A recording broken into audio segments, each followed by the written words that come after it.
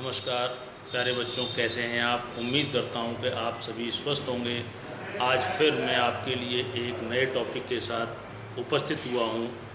आज का जो हमारा टॉपिक है वो है कि पूर्ण संख्याओं पर संक्रियाएं, यानी पूर्ण संख्याओं पर कौन कौन सी प्रॉपर्टीज़, कौन कौन से नियम लागू होते हैं, इसे हम आज विस्तृत रूप से डिस्कस करेंगे। देखिए, तो हमारा टॉपिक है पूर्ण संख्याओं पर गणितीय संक्रियाएं, यानी पूर्ण संख्याओं पर गणित की कौन कौन सी संक्रियाओं पर कौन कौन से नियम लागू होते हैं, उसकी चर्चा करेंगे।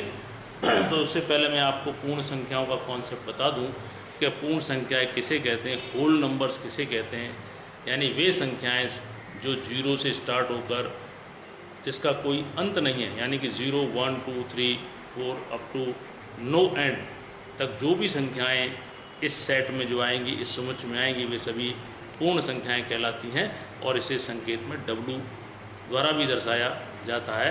इसे हमने पिछली वीडियो में विस्तृत रूप से डिस्कस कर चुके हैं। आज हम बात करेंगे इन पूर्ण संख्याओं पर गणित की कौन कौन सी संक्रियाओं के अंतर्गत कौन कौन से नियम का पालन होता है। तो आइए शुरू करते हैं। तो देखिए, पूर्ण संख्याओं पर योग और घटाव की संक्रियाएं, मैं यहाँ पे दोनों आपको योग और घटाव की संक्रियाएं एक साथ साथ लेकर के बताऊंगा। देखिए, पहला है समवरक नियम। समवरक नियम क्या है कि दो संख्याओं का जोड़, दो संख्याओं का योग भी पूर्ण संख्या ही होता है। दो पूर्ण संख्याओं का योग भी पूर्ण संख्या होता है। जैसे हम कोई दो पूर्ण संख्याएं ले लेते हैं, 3 + 4, 3 भी पूर्ण संख्या है और 4 भी पूर्ण संख्या है। इससे जो प्राप्त होगा 7, जो परिणाम प्राप्त होगा जोड़ करके, वह भी पूर्ण संख्या है। यानी हम कह सकते हैं कि पूर्ण संख्याओं पर समवरक नियम, क्लोजर प्रॉपर्टी का पालन होता है। अब आते हैं हम घटाव की बात करें तो देखिए, अगर दो पूर्ण संख्याओं का घटाव करें तो यह जरूरी नहीं है कि उनका घटाव भी पूर्ण संख्या ही आए।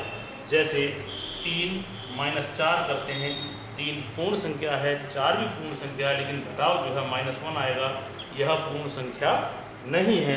इसलिए समवरक नियम का घटाव पर समवरक नियम जो है वह लागू नहीं होता है। पूर्ण संख्याओं पर घटाव में समवरक नियम का पालन नहीं होता है।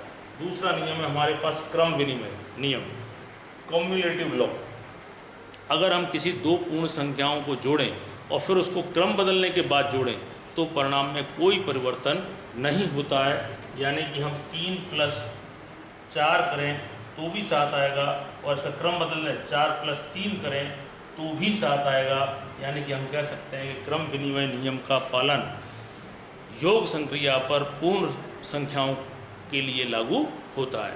इसी के बाद हम बात करते हैं घटाव के लिए।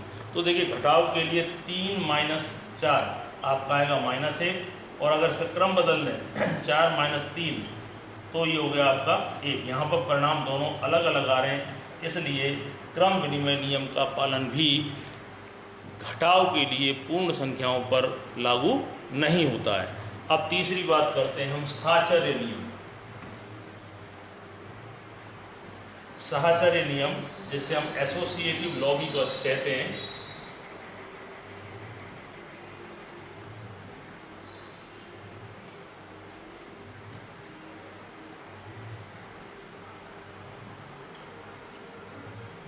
इसके अंतर्गत अगर हम कोई 3 संख्याएं लेते हैं, पूर्ण संख्याएं लेते हैं, जैसे मान लो हमने 3 पूर्ण संख्याएं 3, 4 और 5 ले ली, तो इसको हम पहले ऐड कर लेते हैं 3, और इन दोनों को ऐड करते हैं 3, 4 + 5, या पहले हम इन दोनों को ऐड कर लें 3 + 4 और बाद में 5 को ऐड करें। तो देखिए, दोनों ही स्थिति में एक ही उत्तर आता है, 3 + 9 यानी कि 12। इधर हो जाएगा आपका 7 + 5 यानी कि 12। दोनों का उत्तर एक ही आता है। इसलिए हम कह सकते हैं कि पूर्ण संख्याओं पर साहचर्य नियम का पालन होता है। अगर घटाव की बात करें तो घटाव में देखिए, 3 में से पहले इनको घटा लेते हैं, 4 - 5, और या फिर 3 - 4 पहले कर लें और बाद में 5 घटाएं। तो देखिए यहाँ पर हो गया आपका 3 माइनस ये हो गया आपका -1 यानी कि हो गया आपका 4, और यहाँ पे हो गया आपका -1 और यहाँ हो गया -5 यानी कि -6। यहाँ पे भी ये दोनों उत्तर अलग अलग हैं, इसलिए हम कह सकते हैं कि पूर्ण संख्याओं पर घटाव के अंतर्गत साहचर्य नियम का पालन नहीं होता है।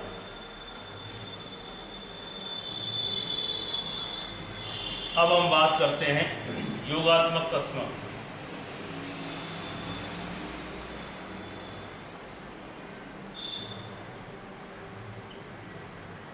योगात्मक तत्समक यहाँ पर 0 है। अगर किसी भी संख्या में शून्य को जोड़ लिया जाए तो उस संख्या पर कोई फर्क नहीं पड़ता है, वही संख्या पुनः प्राप्त होती है। जैसे 3 + 0 आपका हुआ 3, तो यहाँ पर हम कह सकते हैं कि शून्य जो है वो जोड़ के लिए यानी योग के लिए योगात्मक तत्समक है।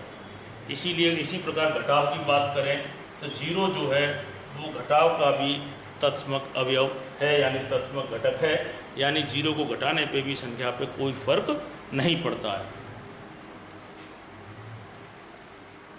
अब हम बात करते हैं पूर्ण संख्याओं पर गुणनफल के रूप में गणितीय संक्रियाएं। पूर्ण संख्याओं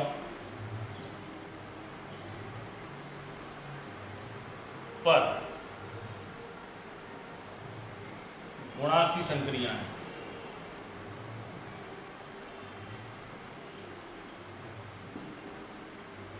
पूर्ण संख्याओं पर गुणा की संक्रियाएं, तो वही पहला नियम लेते हैं, संवरक नियम। देखिए संवरक नियम क्या कहता है? संवरक नियम है क्या? क्लोजर प्रॉपर्टी है क्या कि दो पूर्ण संख्याएं, दो पूर्ण संख्याओं का गुणा करें तो वो गुणनफल भी पूर्ण संख्या ही आता है। जैसे हमने कोई दो पूर्ण संख्याएं ले ली 3 और 4, इनका गुणा करें तो हो गया 12। यह भी पूर्ण संख्या है, यह भी पूर्ण संख्या और यह भी पूर्ण संख्या है, यानी कि दो पूर्ण संख्याओं का गुणनफल भी पूर्ण संख्या प्राप्त होता है। अर्थात संवरक नियम का गुणा में पूर्ण संख्याओं पर संवरक नियम जो है लागू होता है। चलो गुणा के साथ साथ हम यहाँ पे भाग की भी चर्चा कर लेते हैं। अगर भाग की बात करें तो देखो 3/4 अगर दो संख्याएं हम पूर्ण संख्याएं लें 3 और इसका भाग करें 4, 3 और 4 दोनों ही पूर्ण संख्याएं हैं, लेकिन भागफल जो आएगा यह पूर्ण संख्या नहीं है, यह पूर्ण संख्या नहीं है, यह परिमेय संख्या है। इसलिए यहाँ पर संवरक नियम जो है भागफल में पूर्ण संख्याओं पर लागू नहीं होता है। दूसरा नियम है हमारे पास क्रम विनिमय नियम। क्रम विनिमय नियम, देखो इस नियम में क्या होगा कि आप कोई भी दो संख्याएं ले लें, कोई भी दो संख्याएं ले लें और उसका प्रोडक्ट करें, गुणनफल करें, फिर उनके क्रम को बदल के प्रोडक्ट करें, गुणनफल करें, आपको समान संख्या मिलेगी। जैसे हमने दो संख्याएं ले ली 3 और 4, इसका प्रोडक्ट कर रहे हैं 12, इसका अगर हम क्रम बदल लें 4 × 3 कर लें तो भी हमें 12 ही प्राप्त होता है।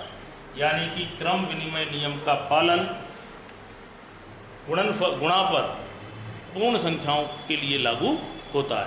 अब अगर हम भागफल की बात करें तो देखिए 3/4, इसका परिणाम 3/4 आएगा, और 4 इसका क्रम बदल दें हम 4/3 तो इसका परिणाम आएगा 4/3 तो इसका परिणाम आएगा 4/3। ये दोनों ही संख्याएं अलग अलग हैं, इसलिए क्रम विनिमय नियम का पालन भाग के अंतर्गत पूर्ण संख्याओं पर लागू नहीं है। तीसरा नियम है हमारा साहचर्य नियम।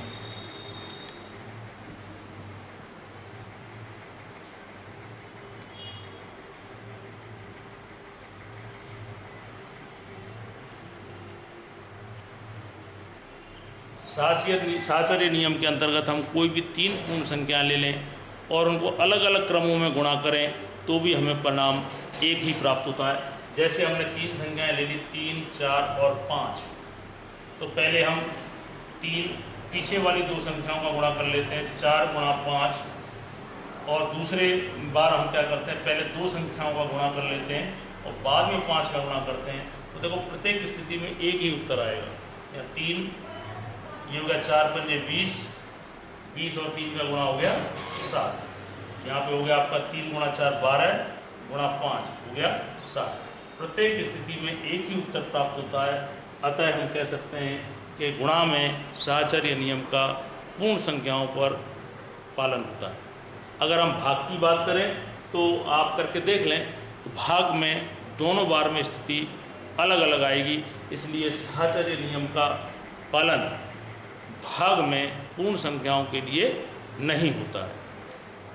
ठीक है प्यारे बच्चों, आज की जानकारी आपको अच्छी लगी होगी, इसी उम्मीद के साथ फिर पुनः मैं अगले चैप्टर में आपसे मिलूँगा। धन्यवाद, थैंक यू।